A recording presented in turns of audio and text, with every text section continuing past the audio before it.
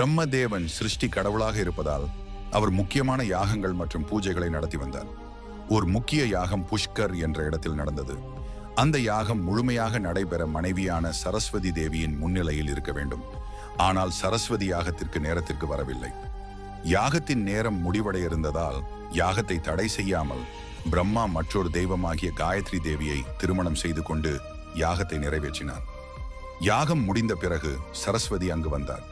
பிரம்மா தனது அனுமதி இல்லாமல் மற்றொரு திருமணம் செய்ததை கண்ட சரஸ்வதி கோபம் கொண்டு அவருக்கு சாபம் அளித்தார். புஷ்கரை தவிர வேறெங்கும் உனக்கு பூஜை இல்லை என்று சபித்தார். அதனால் ஒரே ஒரு இடத்தில் பிரம்மாவின் கோவில் உள்ளது. இந்தியாவின் ராஜஸ்தான் மாநிலத்தில் இந்த கோவில் புஷ்கர் சரோவரத்தின் அருகில் அமைந்துள்ளது. பிரம்மா தேவனுக்கு மிகச் சிறப்பான கோவில் உள்ள இடமாக புகழை பெற்றுள்ளது.